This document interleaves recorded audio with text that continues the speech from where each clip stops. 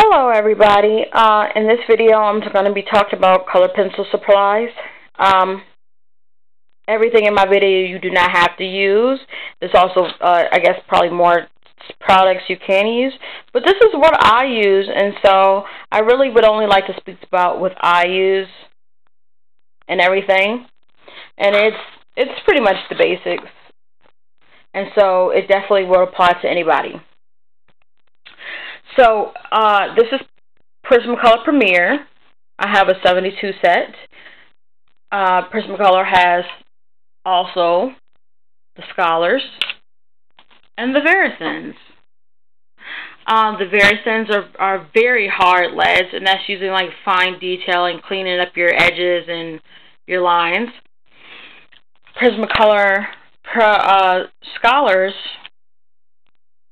are kind of like, they're a little cheaper, and they're kind of for artists who are just starting out. The lead's slightly harder than the Premier, and it's also cheaper. But don't be fooled. These are not the same, so don't think that if you want the same as these, that getting these will work. These do work very well, and they are really good. So if this is all you can afford, then get these. But they are different. This is a lot softer and creamy or buttery, whatever you want to use. Also use Derwent Color Soft and Derwent Ink Tints. When you're just starting out with color pencils, you may want to get at least a 24 set so you can have a lot of color, a fairly decent amount of colors to blend and everything. I wouldn't suggest going lower than 24. Now, if you can't afford it, forget what I said and just go ahead and get the 12 set.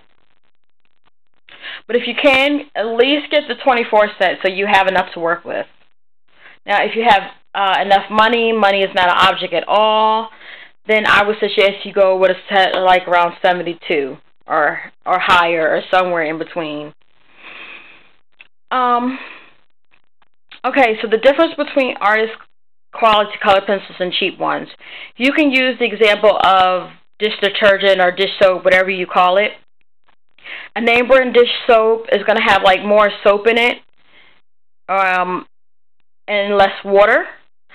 That's the name brand one. A cheap one will have less soap and a lot more water in it. So you can use it, the same examples with color pencils. Cheap color pencils have less pigment in them, and name brand color pencils have more pigment in them. So don't think that when you get these brands that you're going to get Crayola and Rose Art type quality. They're also not going to cost the same. It's going to be a lot more. So what you'll need is a decent brand. You can use Faber-Castell, Prismacolors, Derwent, and Lyra, Rembrandt, Faber-Castells, Caran d'Ache. Those are some products. I am talking fast because I want to make this video as short as possible so it doesn't take me a million years to upload. So those are some brands. You're going to want to get a good pencil sharpener. This is the Prismacolor Bullet Pencil Sharpener. Well, I'm not sure if it's called that, but it kind of looks like a bullet or whatever. Here's another good pencil sharpener. Just make sure that you don't go and get the worst pencil sharpener ever. That's very important. Here is a kneaded eraser. You will need that. Here is a plastic eraser. Here is a battery-operated eraser. You don't need this battery-operated eraser. I just love it, and it's very useful. Okay. If you're using like a watercolor pencil, you might want to get a water brush. You'll need blending stumps or either tortillons. They do the same exact thing, except for, I don't know if you can tell the difference. This tortillon is like kind of flimsy, in my opinion, but I like this better. This is just a stump. But don't worry about that. That's not that important. It is important, but they're very cheap. So name brand color pencils, or artist quality color pencils, whatever you want to call it, are very expensive. You're going to need a pencil extender. This is for very small pencils that you've sharpened a lot. You can put them in there, and it just works well. It saves you money. It makes it feel like the same type of pencil.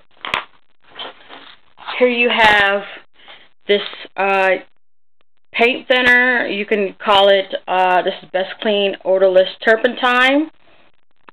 It's a turpentine alternative. It's what oil painters use to thin out the paint.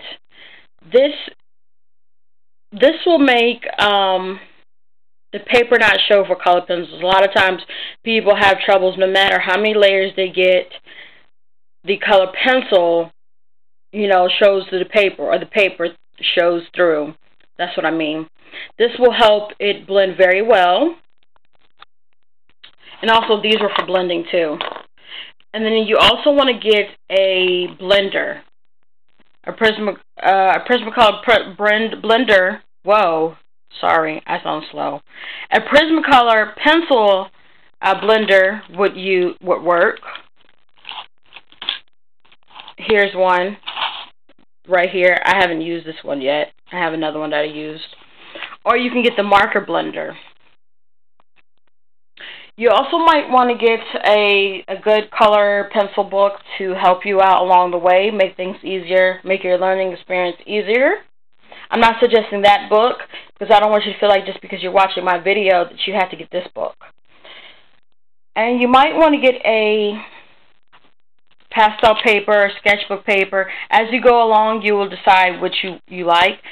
I show pastel paper because it's not that expensive, and it has texture to the paper. Texture is very good for layering. But at the end of the day, you're just starting out, so a sketchbook will be just fine. So, wow, I've had to record this video so many times because it was just too long. I'm not sure what I missed.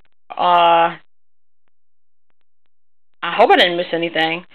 But basically, I'm going to end this. This is your basic supplies. Oh, I am missing something. With this, I can only tell you that, like, the wax-based pencils for this one. Only use wax-based pencils because I don't know what they do for the oil-based pencils. I never use them for oil-based pencils. I just use them for my Prismacolors. So when you're choosing your brand for color pencils, make sure that you just don't go to the store and buy them. Make sure that you do your research on which brands that might suit you. Alright, thank you. Bye-bye.